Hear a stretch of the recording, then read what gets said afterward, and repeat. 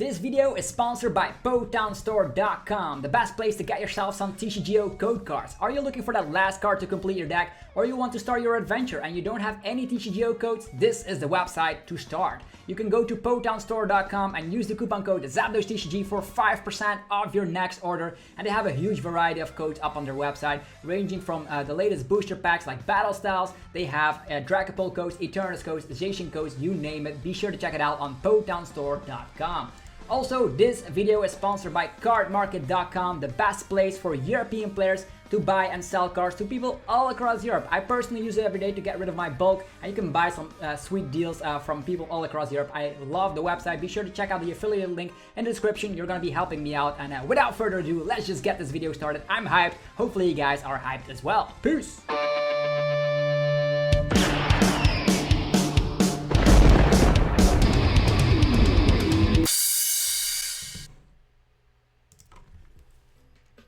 What's up YouTube, it's ZapdosTCG here and welcome back to our TCG deck profile video on my channel. Today we are still exploring Chilling Reign and the new decks that we are looking forward to playing around with when the set finally drops on June 18. This time around it's Sandaconda VMAX up on the menu just because you guys suggested it. If you have any other suggestions, be sure to slap them down in the comment section below. And if you're new to the channel, be sure to subscribe. I'm posting daily Pokemon TCG content so you can get better at this fantastic game. Okay, also without further ado, we will start this video after you destroyed the hell out of the like button because it's easy as pie to do so. So Sandaconda VMAX, a new card coming of course in Chilling Reign, and it's a fighting type Pokemon that is weak to grass. For now, I only have the Japanese scan, but we're going to be working with this because it's not too much of text that you have to understand here. This actually allows you for the first attack slapping 60 damage and then 20 to all of the opponent's bench Pokemon. So that means 60 to the active, 20 on everything else. We are going to be combining that with none other than Telescopic Sight, which means our bench damage output actually gets increased by 30 against V Pokemon and GXs on the opponent's bench, so that's going to be awesome. So in theory, you slap 60 to the active and then 50 damage to all of the opponent's V or GX Pokemon, and GX Pokemon, so they're going to get swooped around with damage.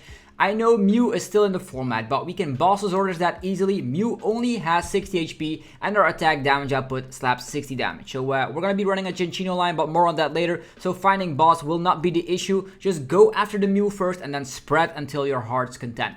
The second attack is very similar to Kaleido Storm, which allows you to slap 180 damage, and then you can move around all your energies to another of your Sandacondas on the bench or whatever. You can move around your energies freely, which actually does open the door to, of course, Cheryl. The first attack is already nice because it's only one energy. If you get damaged, you can Cheryl and then reattach. But the secondary attack, 180, is also not too bad. Definitely if you're considering that we do have a Sandaconda V from Rebel Clash, which has the Sand Eater attack. You're actually going to be able to use 30 damage on the first turn going second, and then the following turn you're going to be able to use that crazy attack for 180 damage output. So you can go two routes, you can slap 180, move the damage counters, actually move the energies around, and then do the attack again, go for switch, and then go for Cheryl spams all around. So that could definitely work out. In this specific build, I opted to go for abusing its first attack. So you can go for the secondary attack, which can also be an entirely different build. You can go for energy switches, you can go for more Cheryl and all that good stuff. But I actually opted to go for the first attack, where we're going to be able to slap 60 to the active and then 20 to each of the opponent's bench Pokemon, or 50 on the V and GX Pokemon on the bench. We are weak to grass. Grass doesn't see a lot of play in the format just yet. There could still be Rillaboom decks coming post-rotation, but for now the grass weakness is actually very, very good because there's not a lot of top-tier grass decks out there except for the Mew grass deck. We are having a retreat cost to 3, but we don't care because we want Sandaconda in the active position to start off with, because we want to be using that first attack. If we get stranded in the active position, attach to it and go for the first attack time and time again, if you are able to, of course, tank some hits. We do have the Stone Fighting energy available to us. There's 3 copies of that in here, and that reduces the damage output done to us by 20, so that means you technically have 340 HP, and I don't see a lot of Pokemon hitting that number, so there's not even a need for Big Charm. You could think about if more one-hit KO machines come into the format, think about maybe adding in Big Charm, but for now it is fine as it is. So this is going to be your main attacker, your Sandaconda VMAX. There's actually no other attackers in here. That's why we also opted to go for an ordinary route, because not only can you get your energies back, you also can get a Sandaconda VMAX line back up in the deck, which is something I do love to be doing. And with the specific list, The best thing is, of course, the energy retrieval shenanigans. If you don't like Ordinary Rod for the Pokemon recovery, you can also think about adding an Energy Recycler, which puts 5 energies back in the deck, because sometimes with Cheryl spams,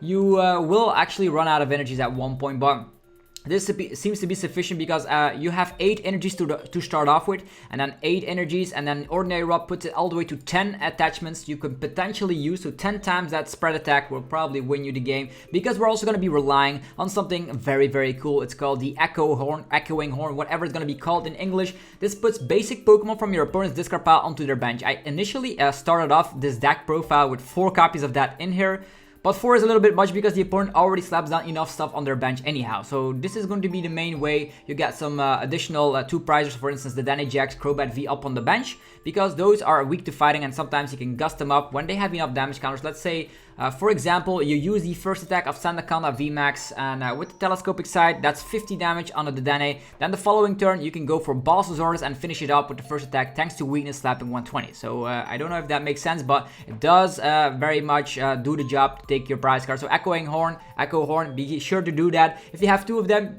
you can also slap down weak HP Pokemon, but the problem with that is Scoop Up Net. Scoop Up Net is like a very, very dangerous combo for this list, just because opponents will just scoop up their Jirachis, they will scoop up their Zigzagoons, so your cheeky, easy prize cards instantly become like not valid anymore because they just put them back in the hand.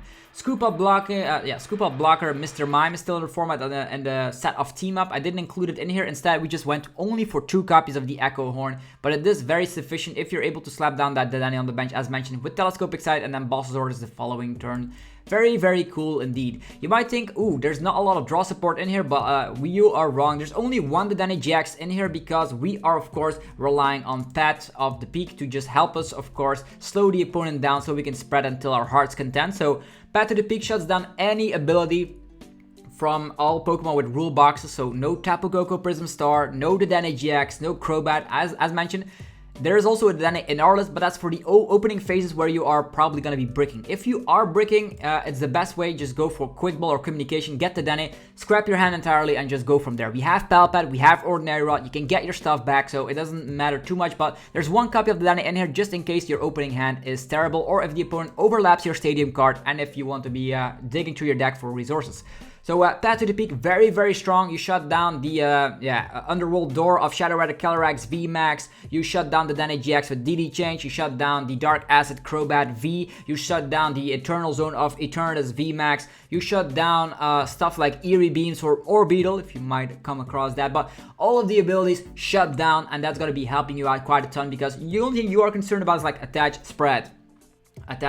Spread, and then maybe you can go for the other attack anyhow. A Memory Capsule is also something I considered because of the first attack, which actually is very good to accelerate into yourself, so you can go for that secondary attack of the VMAX to swap around the energies. But that's, I mentioned, a different build. This is going to be the one with Path to the Peak, slowing the opponent down, echoing, horning some stuff onto the bench, and we're going to be going with spread mechanics. So Path to the Peak and Echo Horn, very, very MVP in here. And yeah, Path to the Peak doesn't shut down Cinccino, and that's where the beauty lies. Cinccino and Path to the Peak are like best friends, I have been told. So Make Do allows you to discard a card from hand, and if you do, draw 2 cards. As mentioned, we have Palpad, we have Ordinary Rod. Don't worry about discarding some stuff in the early phases, but you're gonna have to have a way to draw cards, because we're not playing a Jirachi Scoop Up Net engine, so no extra ways to dig. We are also, you might think about adding in the Jirachi from Team Up, by the way, because we do run that 1 copy of Air Balloon.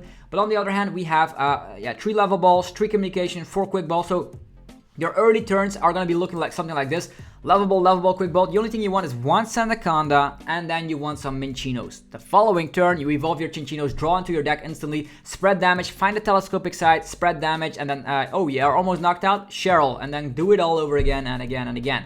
There's also a cool card in here called Phione. Phione is still legal before rotation, so that's going to be allowing you to just gust or just put the opponent's active away. So it's basically like an escape rope for the opponent only. You might think about swapping the Phione for some escape ropes. I completely understand them, but this is searchable with Lovable, and that's something I do love a lot. You can go for, oh, the opponent has something in the active that is going to get knocked out by 20 damage. Well, I don't want to slap my full 60 damage onto that. We're just going to go for Phione, so it's on the bench. You can knock it out following turn. It's going to be awesome.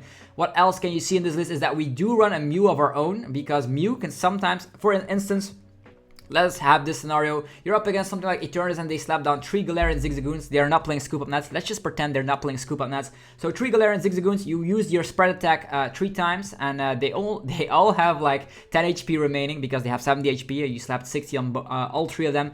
Then you can actually go for Mew attachment and go for Psi Power to knock all 3 of them out simultaneously. Could also work out against other stuff that is almost knocked out. So Mew can also attack, but it protects your bench because sometimes you're gonna get hit with the Sandaconda VMAX onto you, and then you can switch to another Sandaconda VMAX and yeah, wait with your Cheryl. Maybe with Reset Stamp, you avoid the opponent from having a Boss Resource, and then you can Cheryl 2 Sandaconda VMAXs simultaneously, which is way stronger than only healing off 1 of them. So hopefully that's a little bit understanding of why we need Mew, because stuff like Spit Shot, Tag Ball GX, Venom Shot, yeah, the GMAX Rapid Flow, you don't want to see any of that shenanigans going onto your bench, because GMAX Rapid Flow can get rid of 2 Cinccinos instantly, which is very scary indeed. So for our setup, we have of course the level balls, the quick ball, the communication. As I mentioned, you can think about adding an evolution incense.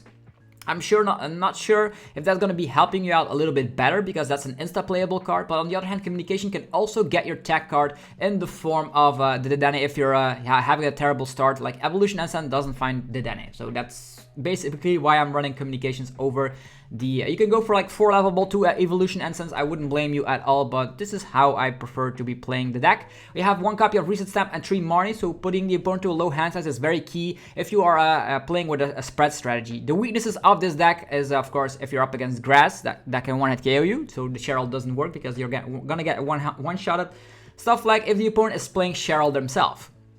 That is going to be very, very, very, very bad for you. So you have to avoid Cheryl decks at all costs. Also, you need to avoid Altaria and Decidueye because you don't have any answers. You could start attacking with your Cinccinos, but yeah, that's not going to be working out too well in my opinion. So that's not going to be working out. Scratch that idea entirely. If you see in your local meta or if you're playing online that Decidueye and Altaria gets a huge increase in play, I do suggest running 1 or 2 copies of Phoebe, which can definitely help swing the matchup in your favor. The problem is finding space for it. You can cut down on like a Telescopic Sight and a Reset Stamp.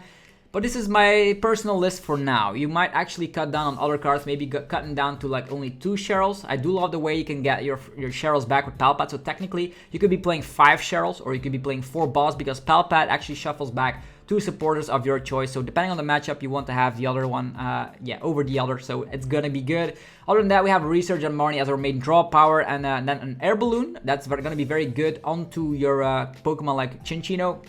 So you have a pivot, so you can actually decide what you want to do. And also we have stuff like the Stone Fighting Energy for the energy count, so like 3 Stone Fighting Energies and then 5 regular energies. I might even think about cutting down these Stone Fighting Energies. It all depends on how impactful they will be post rotation, because there are of course ways where you can be abusing these Stone Fighting Energies in the sense of stuff like the Victini VMAX deck, which slaps 220. You can protect your Sandaconda V. As mentioned, Sandaconda V has 220 HP. If you get that Stone Fighting Energy on there, you don't have to be afraid of Victini VMAX too much. So yeah, all of the material for you guys to think about Sandaconda VMAX. Hopefully you guys enjoyed this video. If you did, be sure to destroy the hell out of the like button. It helps out so much, guys. I put a lot of time and effort into making these deck profiles so you guys know what to look forward to in Chilling Reign. So yeah, if you guys appreciate it, be sure to let me know down below. And also, let me know in the comment section what you want to see up next. There's so much content that I still need to yeah, cover, and there's still... of course, the release date. We're going to be probably opening up some pre-release kits if I get my hands on them, as well as a booster box, and that's going to be cool because there's a Galarian Zapdos that I really want to be pulling, hopefully the alternate artwork. Anyhow, have yourself a fantastic rest of your day, subscribe for more Pokemon TCG epicness, and I'll see you guys tomorrow. Peace!